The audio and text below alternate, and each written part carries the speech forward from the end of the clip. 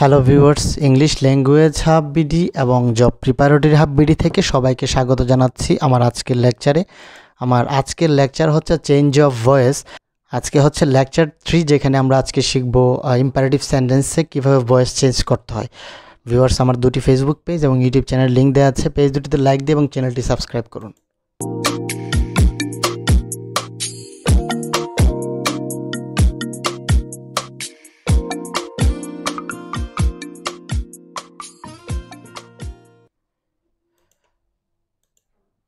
তো ইম্পারেটিভ সেন্টেন্সের ক্ষেত্রে ভয়েস চেঞ্জ করার আগে আমরা দেখে নিই ইম্পারেটিভ সেন্টেন্স কত ধরনের হয়, অর্থাৎ স্ট্রাকচারটা একটু ভালোভাবে দেখে নিই। এক নাম্বার হচ্ছে verb plus object plus extension. তারপর হচ্ছে ভার্ব প্লাস অবজেক্ট, অর্থাৎ দুটি অবজেক্ট থাকে, একটি পার্সোনাল আর একটি হচ্ছে থিং, অর্থাৎ বস্তু নির্দেশ করে। সি, ডু নট অথবা don't plus verb plus object. Late plus personal object, verb plus object. তারপর হচ্ছে never plus verb plus object. এবং সবশেষে যেটা হচ্ছে কোনো ভার্বাল ফ্রেজ অথবা কোনো ভার্ব দেওয়া থাকে, অথবা কোনো প্রিপোজিশনাল ফ্রেজ অথবা ভার্ব অ্যাডভার্বিয়াল ফ্রেজ দেওয়া থাকে।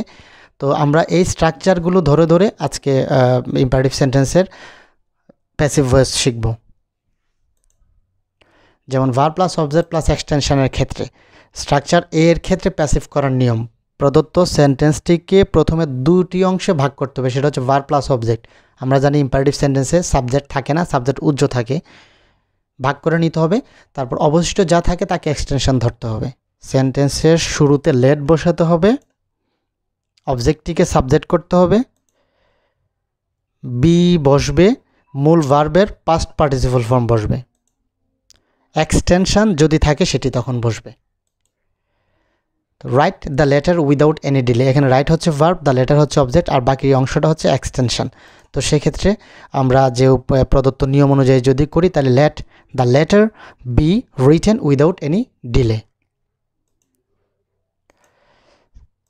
Structure B, verb plus object, অর্থাৎ দুটি অবজেক্ট, একটা পার্সোনাল আর একটা থিং যদি থাকে, তাহলে প্যাসিভ করার নিয়ম হচ্ছে শুরুতে লেট বসবে, তারপর দ্বিতীয় অবজেক্টটি বসবে, খেয়াল করুন, বি বসবে, মূল ভার্বের পাস্ট পার্টিসিপল ফর্ম বসবে, তারপর ফর বসবে, প্রথম অবজেক্টটি বসবে।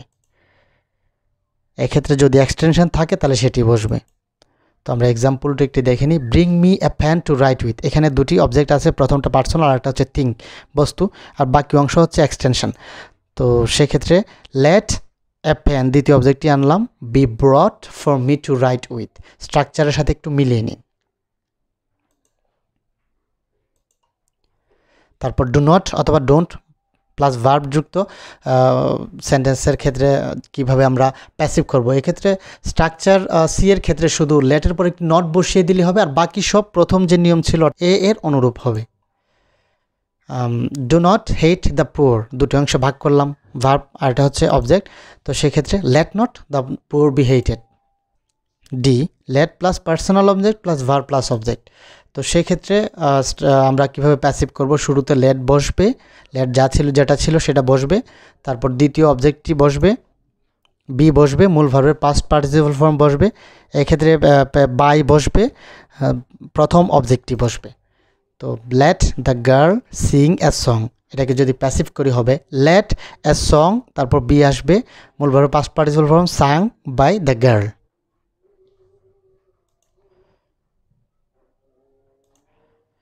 তারপর never plus verb plus object যুক্ত সেন্টেন্সকে প্যাসিভ করার ক্ষেত্রে, অর্থাৎ স্ট্রাকচার ই এর ক্ষেত্রে নেভার দিয়ে শুরু হওয়া সেন্টেন্সকে প্যাসিভ করার সময় শুধু লেটের পরে নেভার বসবে, আর বাকি সব স্ট্রাকচার এ এর মতো হবে।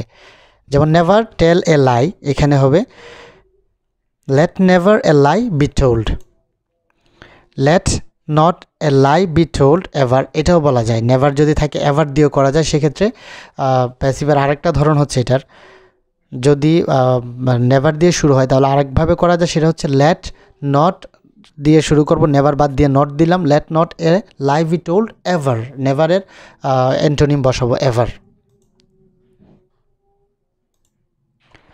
এফ এর ক্ষেত্রে, অর্থাৎ ভার্বাল ফ্রেজ অথবা কোনো প্রিপোজিশনাল ফ্রেজের ক্ষেত্রে নিয়ম হচ্ছে, এটা একটা ফরম্যাট আছে, যেমন ইউ আর টোল্ড, নর্মালি হলে ইউ আর টোল্ড, আর যদি উপদেশ হয় তাহলে অ্যাডভাইসড, আর যদি রিকোয়েস্ট হয় তাহলে রিকোয়েস্টেড, অর্ডার মানে আদেশ হলে অর্ডার, এভাবে ব্যবহৃত হবে, অথবা নট টু দিয়ে করতে হবে।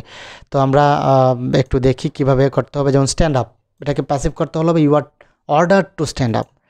তারপর don't run in the sun, এটা যদি করি তাহলে হবে you are told not to run in the sun, অথবা আমরা এইভাবে করতে পারি ইউ আর ফরবিডেন, মানে নিষেধ বোঝানো হয়েছে to run in the sun. Forbidden দিলে নট লাগে না, আর টোল্ড দিলে নট ব্যবহার করতে হবে। So viewers, thank you for watching this ভিডিওটি ভালো লাগলে অবশ্যই শেয়ার করবেন, আর যদি কোনো প্রশ্ন থাকে সেটা কমেন্ট সেকশনে জানাবেন।